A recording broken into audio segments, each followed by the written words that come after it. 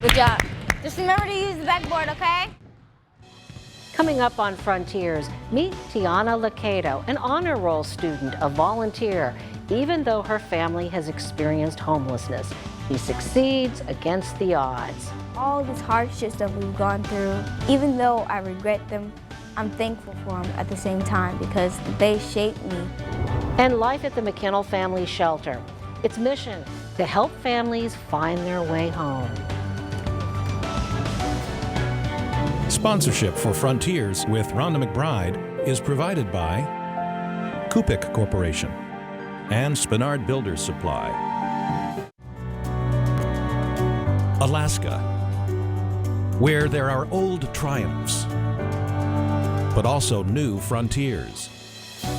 With challenges as great as the state itself, but a belief the best is yet to come. Bringing you the faces, the places, and the spirit of the last frontier. This is Frontiers with Rhonda McBride. Welcome to Frontiers. Earlier this year, we asked the Salvation Army to help us find a homeless family willing to share their story. One of their suggestions intrigued us, an Anchorage family with a 14-year-old daughter, an honor roll student who had just been recognized by President Obama for her volunteerism.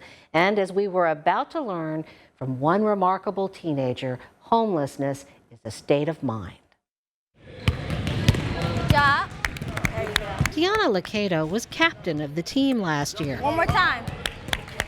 And although she's since graduated from Clark Middle School There you go. and goes to Bartlett High, she comes back in the afternoons as a volunteer to mentor her old teammates. That was perfect. Tiana says succeeding in life is a lot like playing basketball. Good job, TJ. Her philosophy, you grab the ball and run with it. Tiana has kept her focus even though her family had to move into the McKinnell Family Shelter in July. You would never even know. She comes in with her head held high. Come on, Justice. I just love her attitude, and every time I see her, she's always smiling. Tiana's family has experienced homelessness many times. Maybe that's why she has a way of making herself at home in the world, and volunteering here at Clark is part of that. It really feels like home. She won her National History Day Project Award, so she's right here. Tiana accomplished a lot during her time at Clark. Very, very involved, as you can see. The school yearbooks are filled with photos. Yeah, she's getting a certificate. The UAA Junior Fellowship Program, speech and debate, choir. She was in here a lot. With help from school staffers and other supporters, Tiana also went to Georgia to attend the Cooperative Development Energy Program, a summer class that grooms disadvantaged students for jobs in science and technology, an experience, Tiana says, that changed her life. She's not a product of her environment. She is stepping out and showing that, hey, yes, I may come from one place, but I'm going somewhere else. I'm stepping out. When Tiana is not volunteering after school, you can find her here at Bartlett High in her math teacher's class doing her homework. So you plug in -2, you square it, you get 4. -4 times -2 is +8. Tiana is taking advanced freshman algebra, one of her favorite subjects. Her teacher, Chance Matsuoka, says when it comes to homework, some of his students regularly disappoint him. Don't tell me that your dog ate your homework. Don't tell me you got home too late, you were too tired. Those are excuses as you being a victim. But Chance says he would consider being homeless a real excuse.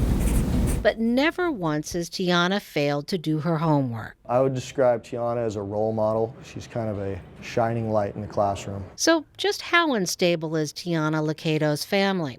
In October, we were supposed to meet with her parents at the McKinnell Family Shelter to learn more, but the Lacatos wound up with some serious car trouble. I saw antifreeze fluid shooting from right here. Coming out of here? Yes, sir. Shooting right from there, spraying out, hitting all the engine. Gerard and Charlotte Lacato can't afford to do without their car. They need it to look for housing, to take Tiana and her brother to school. Actually, it could, in fact, set us back. depending on how much that part is. It won't be cheap and will come out of one of their permanent fund dividend checks, money they've been saving to move out of the shelter. Gerard is also hoping to find work. Hopefully we can call you sometime early tomorrow morning. All right. You guys have a good evening. You do same. Thank you. This is the thing that I'm next to almost 7 days of the week. Whether it's car trouble or other problems, Tiana is used to coping with her family's unpredictability. That's why she's always prepared. In this pocket, I have like my umbrella just in case it rains. Then here are my like headbands and stuff that I need for JROTC, my beret, my calculator. She also carries snacks and juice, even a toothbrush. A word that has to do with this also is organization. And if you're not organized, you won't be able to function as easily. Tiana says her backpack is one of the keys to her success. And that's how I feel at home. With or without a home, Tiana has learned to be at home. She says it doesn't matter where you come from, just where you're going. We want to note that Charlotte Locato has a job as a cashier at J-Bear. Well, Tiana told us her dream is to become an attorney in the military. As for her family, well, there's a lot more to that story, which will continue in a moment. Up next, the Anchorage School District has its finger on the pulse of homeless families, and more on the McKinnell House and how it's trying to help families succeed against the odds.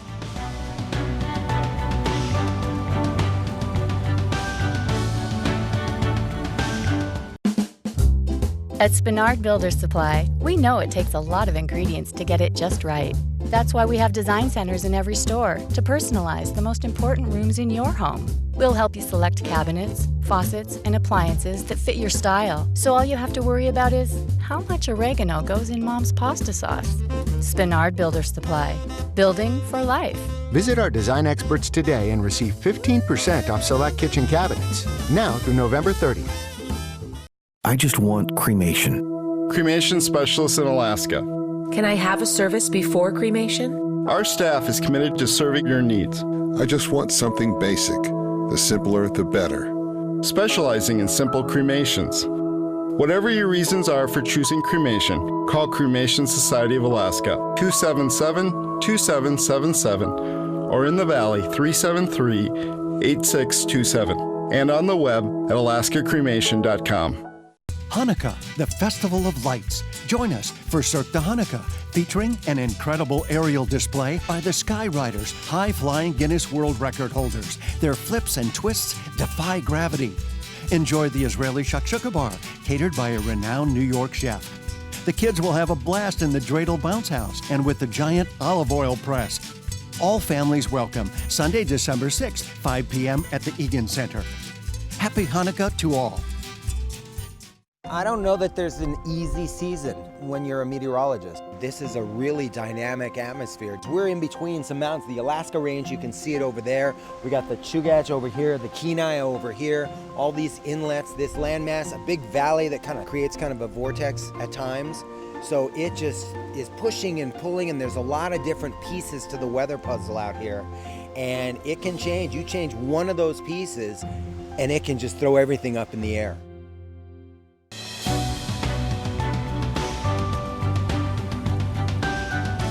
Let's pick up our story on the Locatos where we left off.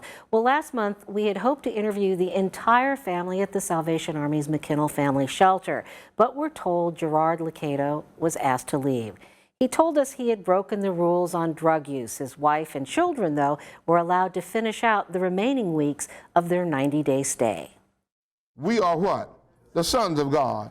And so as we journey... We caught up with the Locatos at their Thursday Bible study. So let us check these things out, praise God. Faith, one of the constants in this family's life. Tiana and her brother Romello do their homework while their parents take part in the service. Charlotte Locato holds her grandbaby close, the child of an older daughter. Her love for her family, especially her husband Gerard, is another constant, despite his long battle with addiction. Gerard, we had learned, had agreed to enter a Salvation Army treatment program to start the very next day after this service. I do have an addiction. It's crack cocaine. We met with Gerard here at the church, thinking this might be our last chance to talk because once he's in the program, he can't have visitors for 30 days. Gerard describes himself as a functional addict. It has allowed me to hold jobs and maintain a status and actually hide and cover up and mask what's really going on fairly well. But eventually, he relapses and abandons his family. When I'm high, I try my best to stay away from them. We want to read the book of Psalms 24. Pastor Leon Brown has seen this cycle play out over and over. Well, after so many years of promises and so many years of helping him and the wife with the children, and all of a sudden, maybe 4 or 5 weeks later, that same problem surfaced again. So it's been like that for about 15 years now. Although the congregation worries about enabling Gerard, they support the children. It just touches my heart to want to go beyond what I see, go beyond the parents and say, hey, I want to be a real blessing to the children. He's going to do what he's got to do, and I'm going to do what I got to do. Tiana has learned to deal with her dad's ups and downs, like his habit of buying expensive stuff when he's clean. Electrical scooters, we got a trampoline and all this and that. Tiana says there are times when her dad earns good money. When I'm given stuff, it's not like, yay, woohoo. It's like, thank you, and I just move on. Because I guess I know deep inside that, well, I don't want to get my hopes up. Because, she says, the call of the streets is sometimes too strong for her dad. And when the family once again faces eviction, they wind up giving away a lot of their stuff. But this time, Gerard feels he's ready for treatment. Are you frightened about taking this next step? Yes. I don't know if it shows, but I am. I really am. I'm scared. As it turns out, Gerard did not go into treatment. I am in the mix. I'm on top of it. I'm all up in it. The next time we saw Gerard was at the McKinnell shelter, at the end of the family's 90-day stay. He was allowed back into the building to help them move. What do you want, Tiana? That's cheese. We brought a pizza with us, sat down to eat, and catch up. Because the last time we talked to you, you were ready to go make that huge step of going into treatment. Yes, ma'am. I sure was. And so, where are you with that now? That has been put on hold. Gerard said he was in the middle of getting some extensive dental work and didn't want to start treatment until this is finished. And he also didn't want to leave his family in a lurch. They still hadn't found a place to live. Charlotte says she feels stressed, but at the same time, hopeful. God is getting us through it, you know. He's our provider. We look to him for strength. Tiana seems unfazed. Once you've done this over and over and over again, you just know, what to do, how to do it. Romello also knows his family's patterns, but that doesn't mean he likes it. Everyone's seem like it's like snapping at each other. Money starts going down. He says his grades also go down when his dad isn't around to help him with his homework, and he especially misses family time. We'll have like full meals and everything, like some chicken and mashed potatoes and peas, and like we'll just like all sit down and watch a really big movie. And for now, family time is on hold. It's a little bit messy because they're still moving. Tiana still dreams of having a bedroom all to herself. It doesn't have to look like a mansion big, but I want a little bit of room in my room. With enough room to hang up all of her awards. I wanted to keep these on me because these are the major ones. This is my letter that I got. Once you see them all spread out, it's very impressive. Basically telling my life story. It's basically saying what I did, how would I do it. It just reminds me of success, and success in many different ways. Stop right there and then aim for the... Success as a basketball mentor, or in Romello's case, success as one of the leaders in the Clark Middle School drumline. Proof that kids can succeed against the odds. Whatever you may think about the Locatos, they've drilled into their kids the importance of taking advantage of programs like this and getting a good education. What if I, out of everything that I've been through, out of everything that I'm going through, is still ranked #1 in my class? Do you know how many people would say that that's impossible? And yes, it might seem impossible watching the Licados cart their belongings off from the shelter. The Licados, sometimes homeless, but never hopeless. Despite their troubles, life is always full of promise. The Licado family has been staying with a relative, but it looks like they found a place to live, and they say that they'll be moving soon. Gerard Licado has also found a job, and the family is looking forward to celebrating Christmas in a place of their own.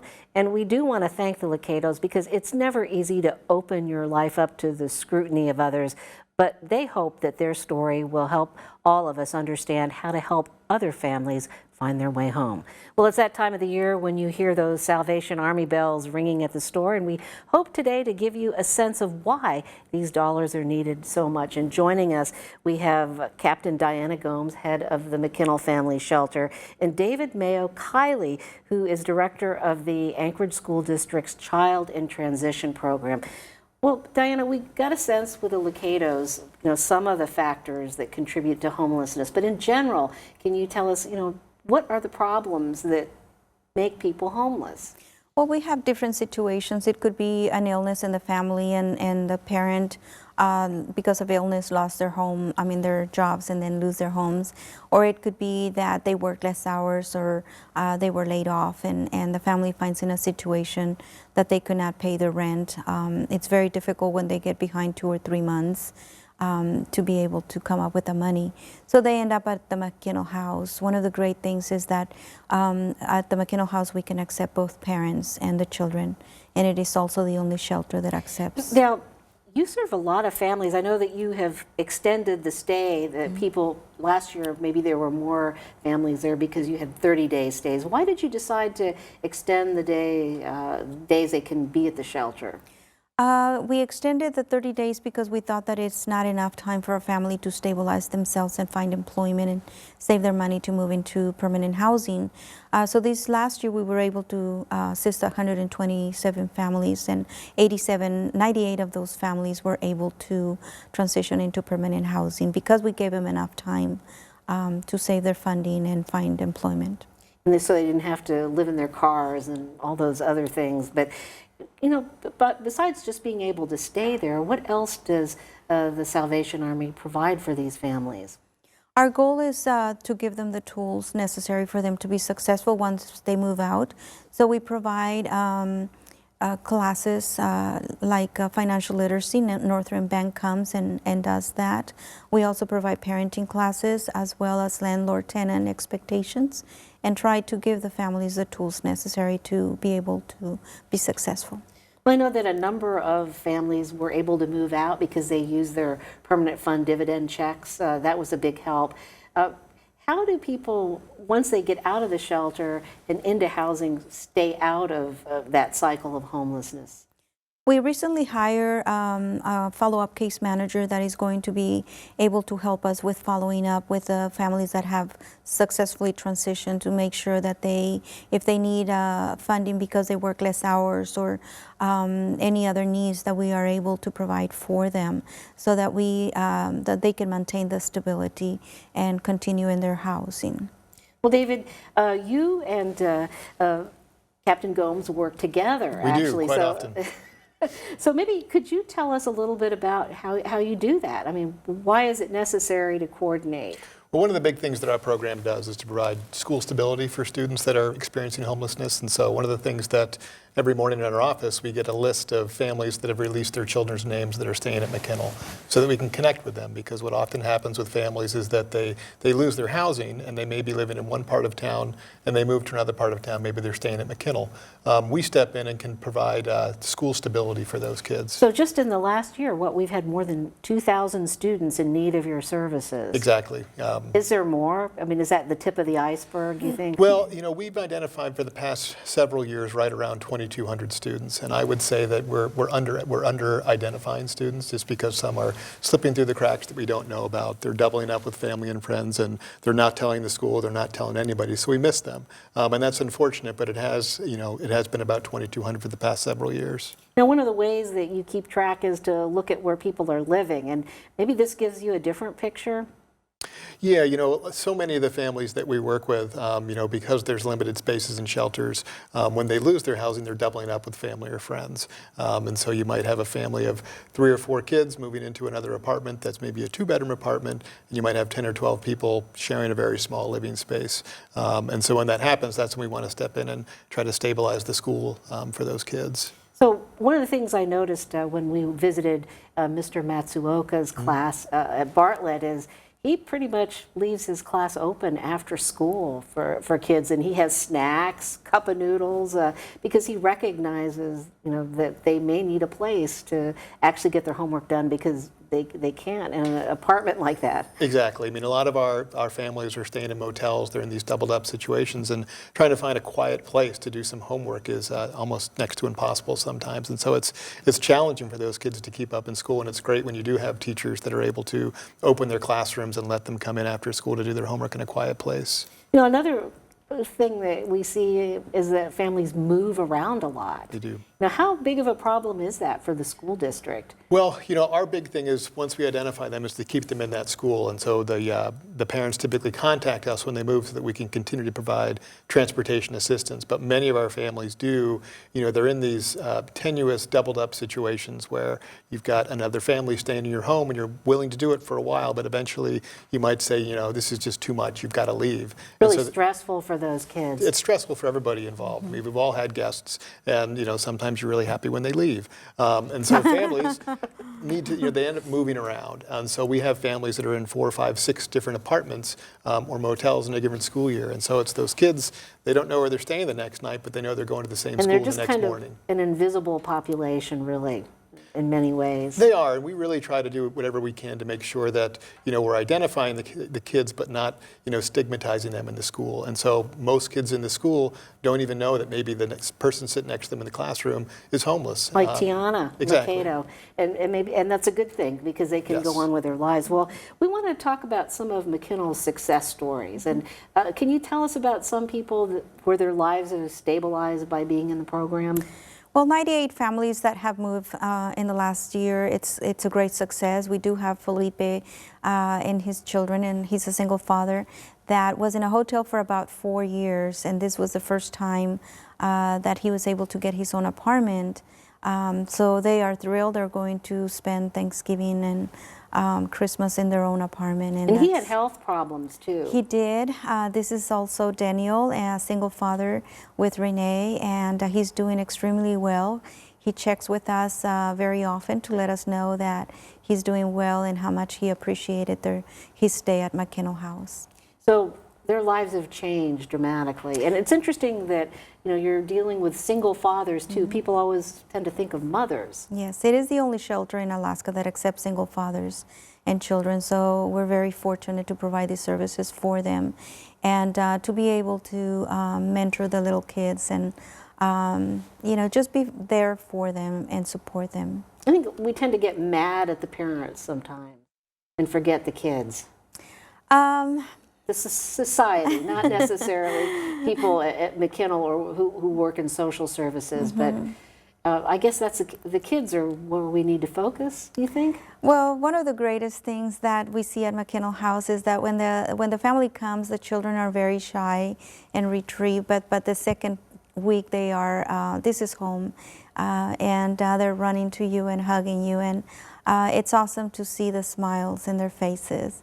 And we also provide classes for them to, when the parents are receiving financial literacy, the children are also receiving financial literacy so that they have an idea of how to save their money and allowances and things like that. So to kind of set the next generation up to avoid this. Well, Yes. there is so much more to talk about here. So we're going to carry our conversation on the web in a web extra and get into some of the issues that involve helping homeless families. So I want to thank you very much for joining us. Thank you.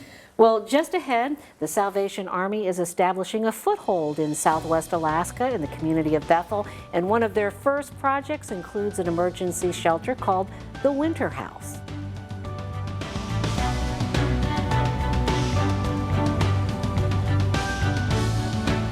We have a story of 27 families that put 18 months of their lives into building a village, a home for themselves and their future.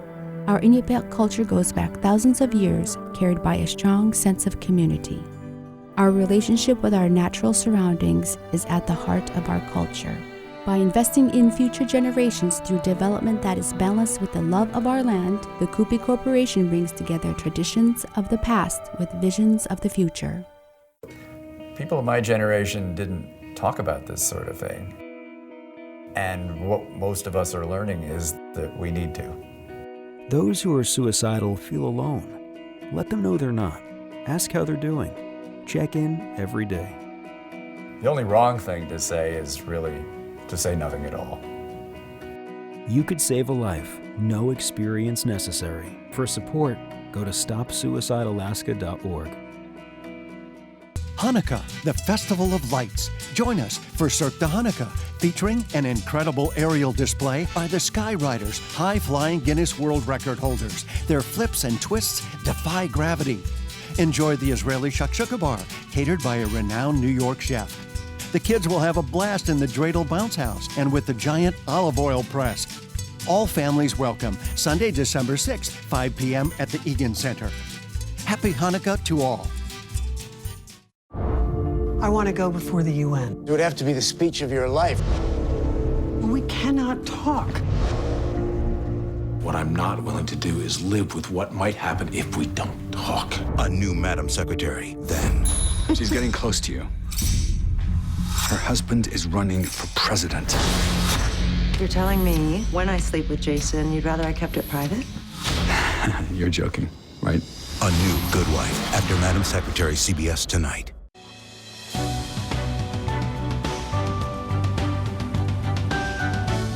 The Salvation Army is set to open new headquarters in Bethel.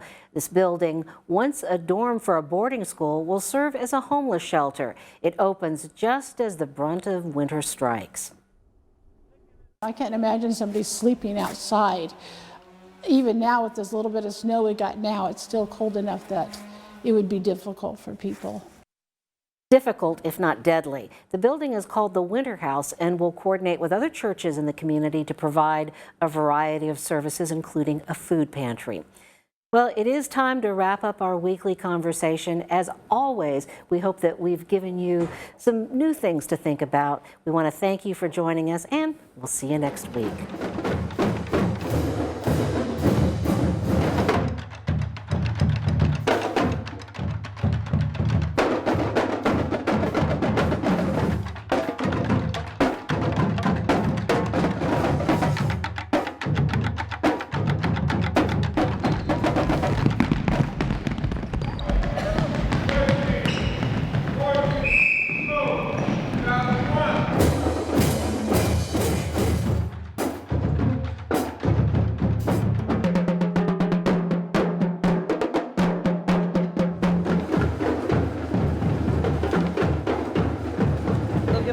Hustle, hustle.